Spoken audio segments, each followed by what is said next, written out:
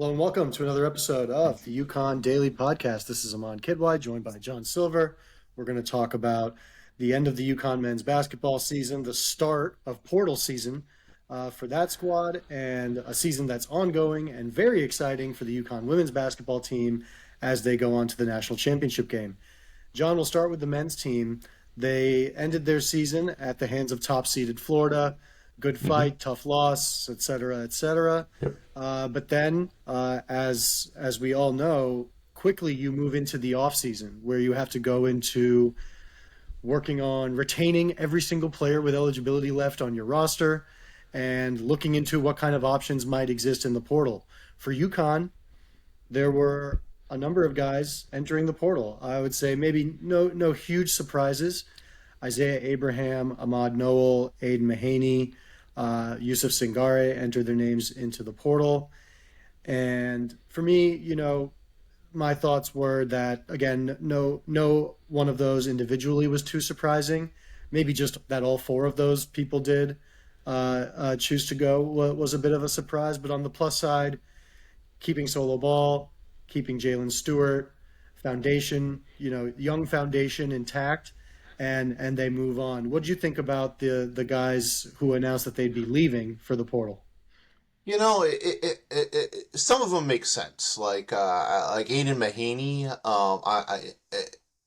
he just needs a fresh start if he wants to have a pro career. He has to show that he needs playing time and he needs to rebuild some type of credibility.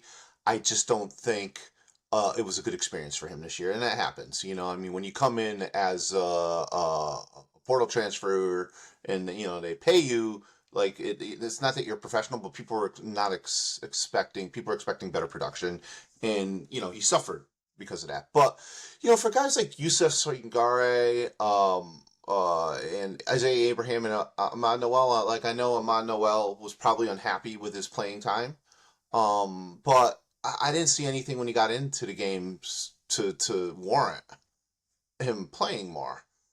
Singare and Abraham end up bench guys right now. I'm surprised at Abraham in the sense that I thought he looks like a player. I don't know what the expectation is for freshmen going forward. And I think that's the biggest issue.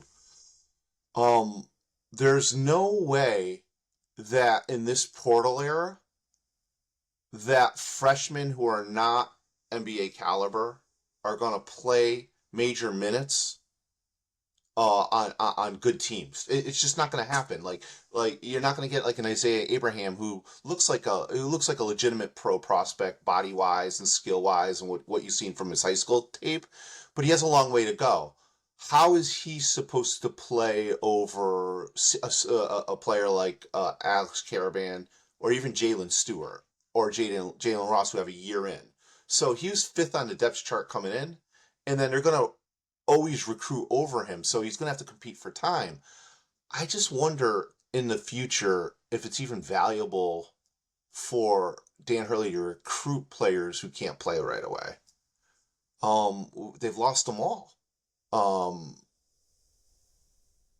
They have Jaden Ross, and he did get some time. He was a contributor. He sees a path forward. But we knew when they recruited these guys, Amon, that not all of them were going to play right away. And I don't know if their expectations were they're going to be starters, but that's not happening in the modern era of college basketball. And it makes me wonder is he better off getting a fifth-year senior or a fourth-year senior out of the portal who has a lower ceiling than some of these young players with pro aspirations, but who are more steady playing bit parts in 10 minutes, kind of like a veteran on the end of an NBA bench, right? I mean, I just think that he developed Abraham, Singare, and Noel for a year, and now he's never gonna. It's just a waste of money. They're never gonna have a fruition here for the team. So I don't know. I don't know where it's going, but I think we're gonna have to recalibrate. I mean, all of college basketball is going through this. It's not unique to UConn.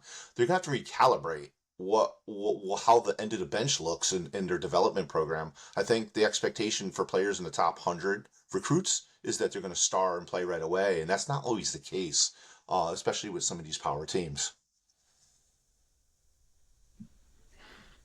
Yeah, no, absolutely. I mean, I think next year is an interesting example of that, of the kind of next step of that. They're bringing in three McDonald's All-Americans, probably guys who are expected to have some sort of role as freshmen.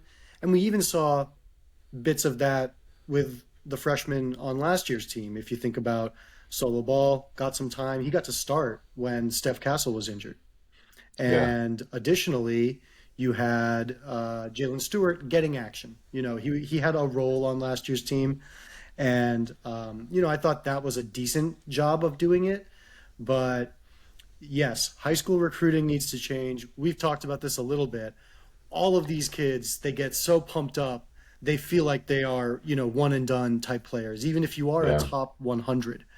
And top 100, all of those don't go to the NBA, right? There's only 60 draft picks, yeah. and not all of them are coming out of college. So it's not the most ideal situation to be working with.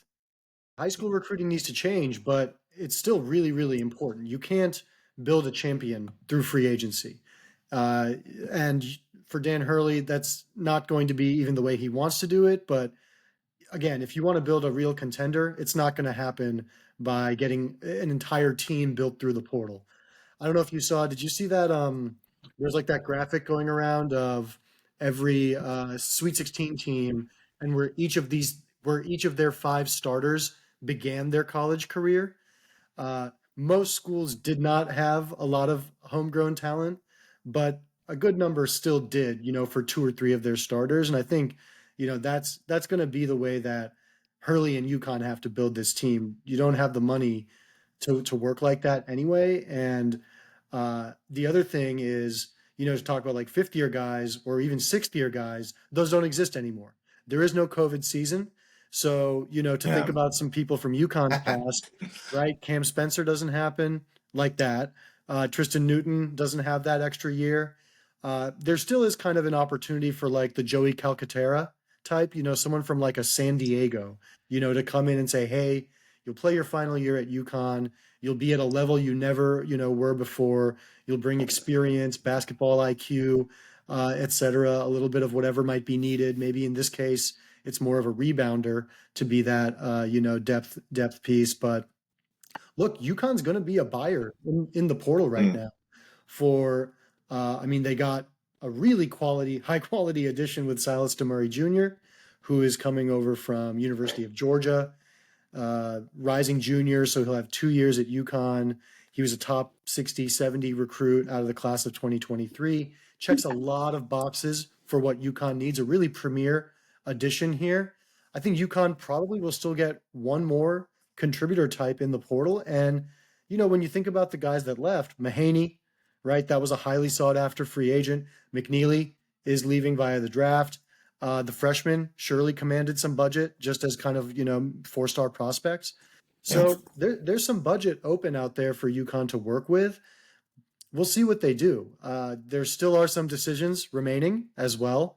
As of this recording, Alex Caravan Mm. and Terrace Reed Jr., as well as Jaden Ross, have yet to formally announce their future plans. We seem to have some indications on Reed and Ross, just based on kind of social media, based on Damari mentioning Reed and Ross. But I think the real linchpin here is what happens with Caravan. He's mulling over his professional decision. Yeah. We know that last year he tested the waters, had a decent grade. Probably he, had the highest 3-point completion percentage in the combine. Not the biggest deal, but still indicative of something. He came Mhm. back for this season. You'd imagine it would be his last one for sure, no matter what. But we have still yet to hear, and maybe there is something to ponder. Do you think there's a shot Caravan stays? Yeah, I really do, Aman. I think when you look at Caravan, let's weigh the options real quick, and we'll go over this real quick. Is if he's a first round pick and somebody says, "Hey, Caravan, you're going to go in the 15 to 30 range," he has to take that guaranteed money for 3 years, 2 or 3 years, whatever it is in the NBA. He could also go the Andre Jackson route, where the Andre Jackson route was he was a second round pick, but he was a high second round pick, and he received a full guaranteed NBA contract, which is I think it was 4 years, $3.5 million for Andre Jackson. If that's the case, Caravan should go. But what happens if he's the Cam Spencer route or the Tristan Newton route, where he might be drafted, but he's going to be a two-way player. Now, the two-ways are great. I think it's going to put a lot more players in the NBA, but two-way players are NBA players, but they don't get the full NBA salary. Two-way players are obviously they play in the G League and they kind of like bounce between the teams. But the key there is their salary for a two-way player is half of the league minimum. So if the league minimum in NBA for a league minimum player is $1 million, which is really good, right? Caravan would be, if he was a two-way player, could get like a 1 year contract for $500,000. Now, so let's think about that. Can he do better on that money-wise at UConn, being in perhaps television commercials as the face of college basketball, two-time national champion, comes back for the final role, and then whatever UConn package can bring to pay him, as they say, with NIL or the revenue distribution, there's a monetary case for him to come back for 1 more year, and he just has to explore it. I think if he comes back, it probably wasn't what he wanted. He probably wanted to have an All-American year and be like a first-round draft pick. But I also think there's probably a hunger there for him to play better than he did and maybe get UConn back to the Final Four, and that would be a very nice career he can have, and he can be one of those guys who becomes legendary college players, which he's just on the cusp of it. I mean, if he becomes a leading man and he can get UConn on another deep NCAA tournament run, with the two national titles as a important contributor, that's going to be tough to turn down. I mean, he can always go into the NBA and be a two-way player. It's either going to be next year or the year after. And I'd say his earning potential, if that is what they say is a distinct possibility, his earning potential is actually more by staying in college and then delaying going to the NBA, which is something that would have been unheard of even 4 years ago. Yeah, it's a really interesting retention case. I think in a lot of instances, it's pretty typical to be like, the player's ready and the player is ready and fans say, oh, well, we'd love to have him for 1 more year so he can be the man because I would like to see that narratively or whatever. And it's like, well, but as soon as you can get drafted, you should go. Now the math is a little bit different, as you outlined really, really well and really clearly. I think just, in addition to the monetary decision, there's the lifestyle, the situation, right? Your coach, your coaching staff. You don't know what your situation is going to be, especially if it's G League, right? At least if it's NBA, you can say, all right, I'm honing the craft, right? I'm going to be on a roster. I'm going to work with some NBA coach and NBA and pros, and I'm going to make sure that the 25-26 season is when I accelerate my pro career by developing and building myself, kind of like his redshirt season at UConn. But yeah, if he thinks he has more to prove at the college level, which he kind of does after not ascending into that leading All-American type legendary status this season, he was on the cusp of it this season too. But yeah, things don't always work out perfectly. Hurley has said a bunch of times, just for perspective in interviews, right? He's had such a charmed start to his career. A little bit of adversity, maybe not the worst thing. And yeah, I mean, the potential for someone like Alex Caravan, who we know is a hard worker, who we know is a smart player, to have one more offseason, be highly motivated to kind of change the narrative of what has circulated around his name this past season. We know the negativity that has circulated around the analysis and commentary, based on his performance this past season. He has a chance to write that differently.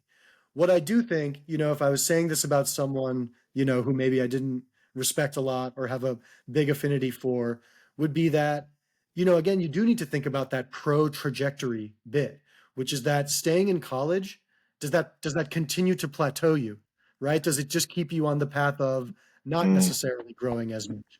Do you need to be in that scenario where you're where you're challenged, where you're at back at the bottom of the totem pole. Those are all very personal, decisions. We're not going to really know what the math is on offers and stuff like that too. But I think it's just really interesting. I mean, I think, Yeah. going into this year, going through most of the season, you expect that this is it for Caravan. Even when he had a, cold streak, I was like, I don't know how much this affects his pro potential because the NBA is not going to Doesn't. ask him to be the man, right? They're going to ask him to be what he was his first 2 years anyway, and he can potentially do that at a very high level in the pros. So again, we don't know what the GMs think. We don't know what Alex thinks. We don't know what the financials exactly will look like on each side, but you can certainly Yeah. imagine that an NBA GM would like the guy and would want him in their organization and locker room.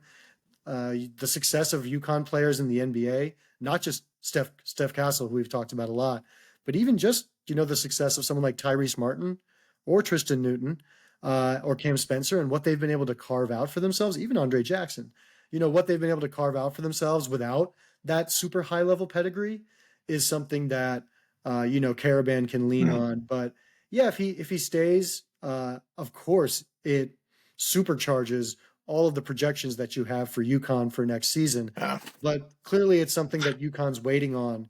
And I don't know that we have any indications either way. So we'll just have to kind of Mhm. wait and see on Yeah. that.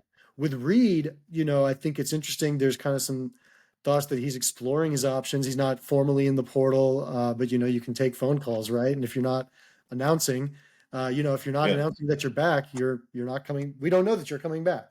So, but the Yeah. lane seems clear for Terrace Reed to slide into that starting role and get the minutes and opportunities that he needs. So I'm not sure where he'll find necessarily a better situation. Someone might have more money to offer, but or maybe somewhere else might offer a better fit for something that he's looking for. But I feel good about Reed staying. I have no idea what Caravan's going to do, but I feel like Reed is a pretty solid bet to stay, I think. Reed, I don't understand where Reed might not come back. Poor talk is, I think you just looking at it from a basketball standpoint, he'd be nuts to leave. UConn, especially if Caravan returns with Reed in the center, is going to be a top 10 team next year. Caravan could make him put him back up into the top 8, maybe even top 5, in my opinion. And Reed is going to be the starting center on a top 10 team. And he had a really good year last year off the bench, which would help his pro prospects. He has everything he needs here to become a pro, to have NIL, to get my. I mean, I just don't. I mean, I just don't understand where he's looking to go unless he's just unhappy personally, which I don't think is the case. So, to me, it doesn't make much sense why he even has an agent. He's in the right place for him right now, in my opinion. But who knows? Who knows what other people may be able to think different. But I think long term, I mean, his job is to want to play in the NBA and to be on a starting center on a high profile college basketball team. He has that right here. And I don't think the NIL is going to be a huge difference maker. I mean, what's you don't necessarily need to go to the highest bidder. You need to go to the competitive offer in the best place for you to position yourself for the future. Yeah, I mean, especially if you're thinking about pro prospects, Mm-hmm. marginal NIL dollars Yeah. should not be your concern, right? You're thinking about how can I Yeah. set myself up for Yeah. that Yeah. first multi-million-dollar NBA contract, and yeah, he's in a really Yeah. great position to do that. He's an athletic big. It would be Yeah. very exciting to return him. But that's just college basketball right now. Is you got to work on retention with every Yeah. single player every offseason. Um, Yeah. and again, I think seems like UConn's done all of the best things it can on the retention front. Again, keeping Mm-hmm. Stewart and Ball, that losing one of those, I think would have really kind of That's shaken stupid. confidence in just the plan in the future in what has occurred. But I think we have every reason to feel so. And even just the fact that Caravan's considering returning, but if he doesn't, if he chooses to go, UConn probably will again have more money in the portal to work with, and probably have someone in line. More. They probably have someone in line. If Caravan goes, here's a portal target. If he stays, we're thinking about, maybe a slightly different kind. That guy from Quinnipiac who was averaging 18 and 9, I think that might be the potential Caravan replacement. He has UConn in his final 6, but he has not yet, committed. I think that, is a good example of someone. I don't know, no inside info or anything like that, but I think it's a good spot to be in. Have you had a chance to see anything on the new commit, Silas DeMurray Jr., guard, what he brings to the table for the Huskies? Yeah, yeah, no, he's I saw George play a couple times. I remember seeing him, good player. I like the size. I thought there was too small in the backcourt this year. Oh, with Diarra and Ball. Ball's like 6'2". Diarra probably 6 foot. I know they, without shoes. Um, Looks athletic. He looks like a big time player for them. I don't, I like the 3-point shooting. It says he's at 37%. Uh, you know, I didn't check the volume of 3-point shooting. Hopefully the volume is pretty good. But if they get somebody, he looks like somebody who's big, strong, can take the ball off the dribble and shoot. If they had a player like that this year, I think at the point guard spot, and we're able to bring Diarra as a sixth man off the bench, I think they could have been a top 10 team. So, you know, he's always got every guard who comes in now is going to be compared to what Tristan Newton did, but maybe he can bring a lot of that breakdown ability, size at the point guard spot. They really need a good ball handler there because Solo Ball is not a really good ball handler for a guard. I'd say he's below average in my opinion. That's just my opinion. I think he has a lot of ball skills he needs to work on.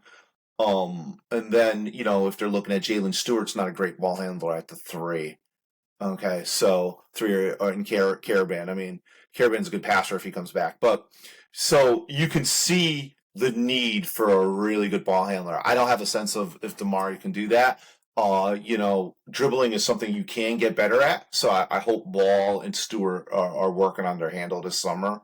But that's probably my only big thing with this team is they need to get better handling the ball. They need more than one person to handle the ball in the backcourt.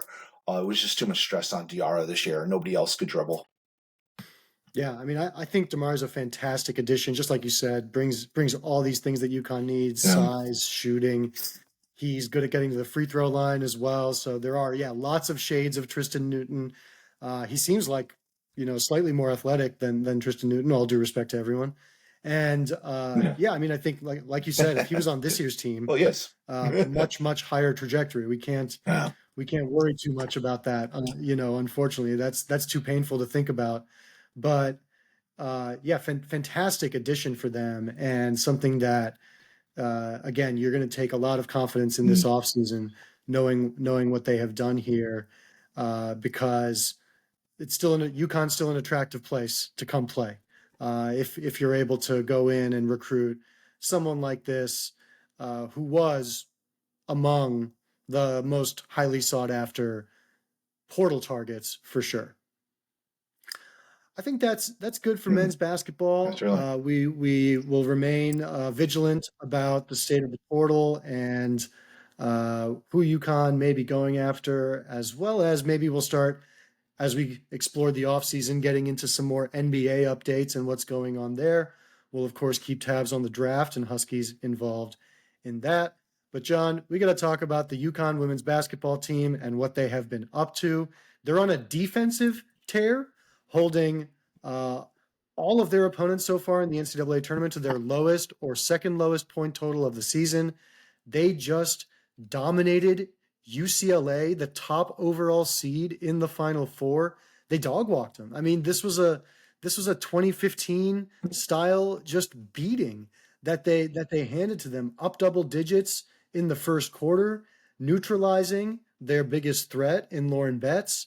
Huge shout out to Jana Analfi for that. And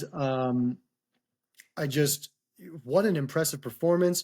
You got to see Fudd lighted up there in the first half. That's one of the most welcome sights to see for this team.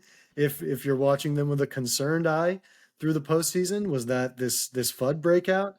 And I mean, Sarah Strong, just composure for days. She showed it all year, but even again in the Final Four on the biggest stage, scoring early and often as she led the Huskies with 22 points. John, the Huskies will take on South Carolina on Sunday for the national championship. Things are looking pretty good right now. What do you think? They're on a mission.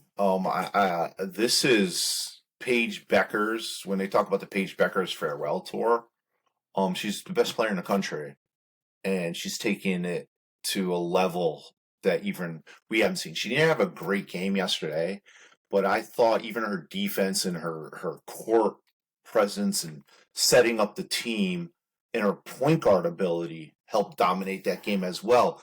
The pace and the speed they are playing at is overwhelming.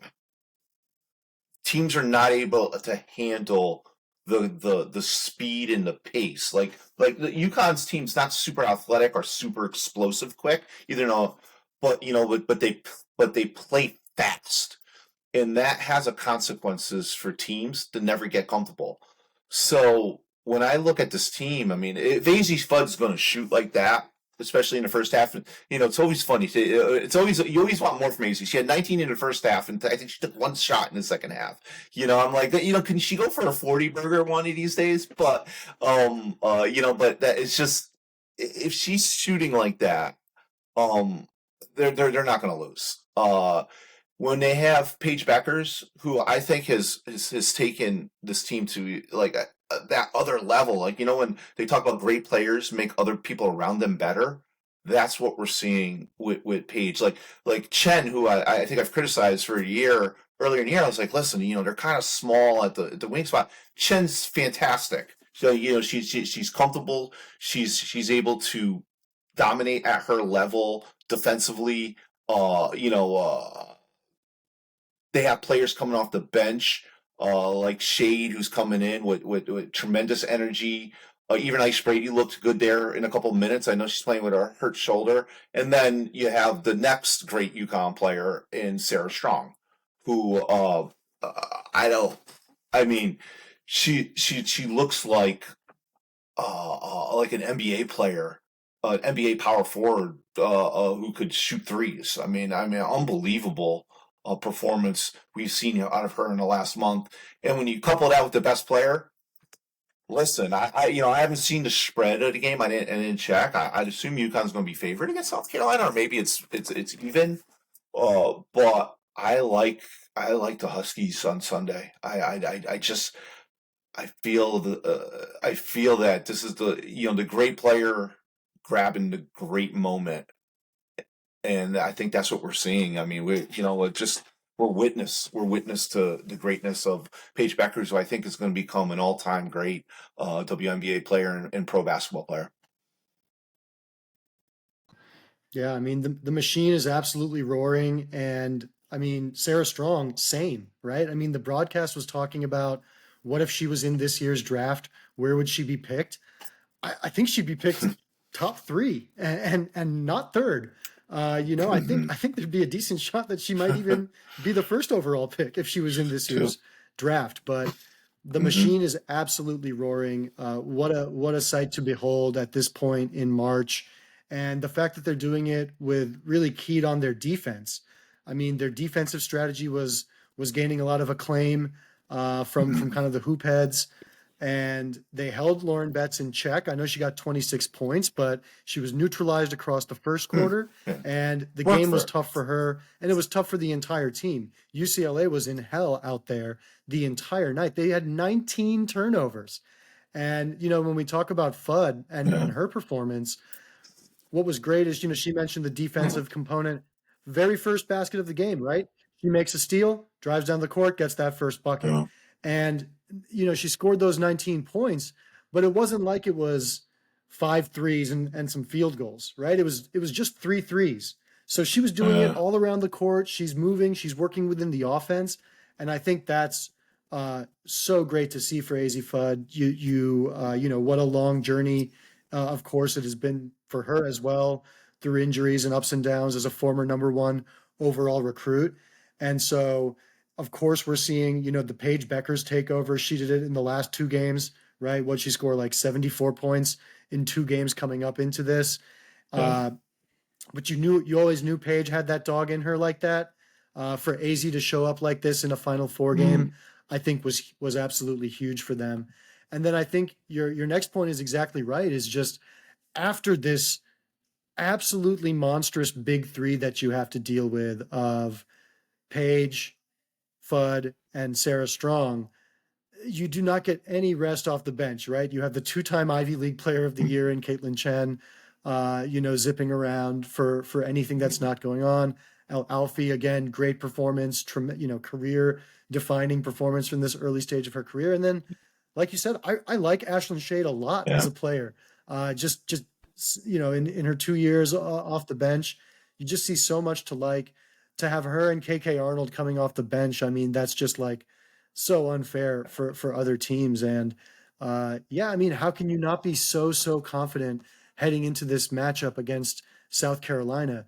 UConn has already played them in their building, which is a really tough place to play. They, you know, they actually do have a strong home court advantage. And this South Carolina team is a good one. They're not the same as the juggernaut that won it all last year, but they're still a very formidable opponent. So it's not like something that UConn, of course, is going to be you know, looking over, but they beat them pretty bad that first time. They've been on a tear. They just rocked UCLA. They made UCLA look like Creighton out there.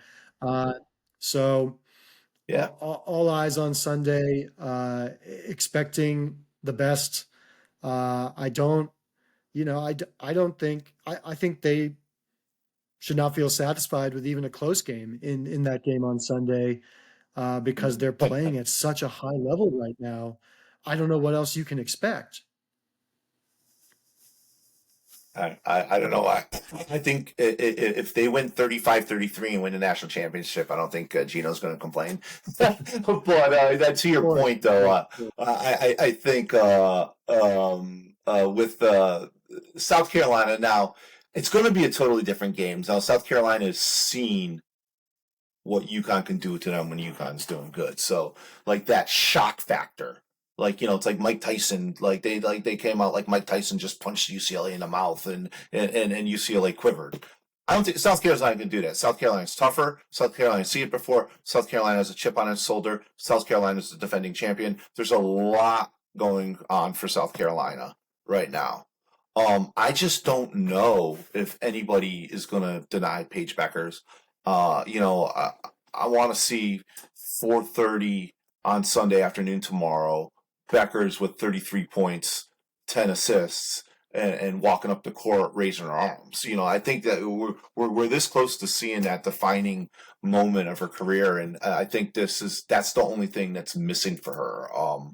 You know, it's been a tough go for Paige Beckers because in many ways, you know, she's lived up to her hype, but the results, even though with 4-5-4 bursts and two championship games, she hasn't won it yet, and it's just so odd to see a player of her caliber at a program of this caliber not have a national championship. So this is one, you know, Paige Beckers is, you know, you call say she has that dog in her.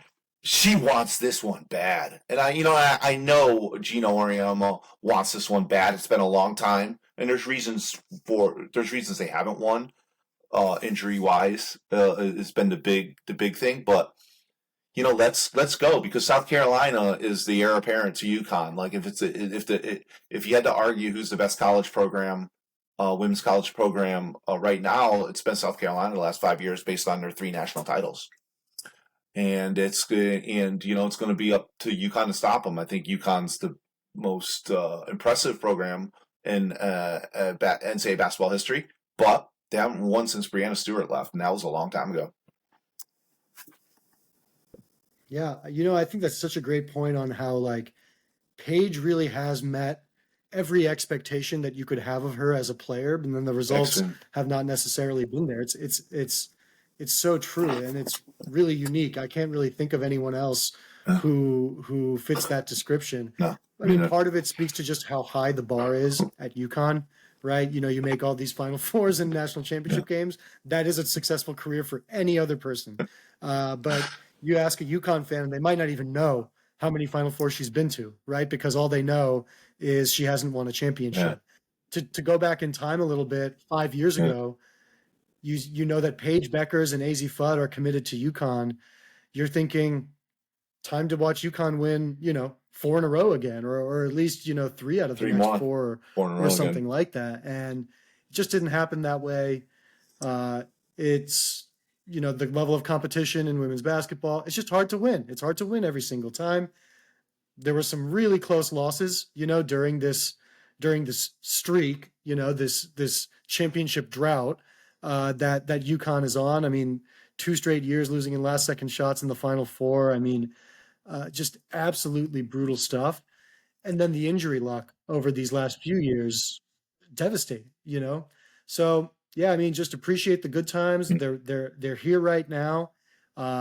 Paige, AZ, Sarah Strong are absolutely flying, and you have no reason to be anything but confident heading into this national championship game against South Carolina, unlike the last time they made the national championship game against South Carolina, where you said, wow, it was a miracle that UConn made it this far. And South Carolina is an absolute juggernaut. That's a tough one, right? That's a tough feeling going in. I never felt that way as a UConn fan, but that really was the feeling going into that, was just like, this is a hopeless moment here. So you're very confident. You're going into the national championship. That team was great. Nothing is given, right? It's 2025. Nothing is given. Nothing will be given. And it's exciting stuff. The program remains extraordinary. Shout out to Gino. Shout out to the bar staying high, even as so much changes in this sport and the world. That is going to do it for us for this episode. Thank you all for watching. We look forward to many episodes of the UConn Daily Podcast show over the offseason. Thank you.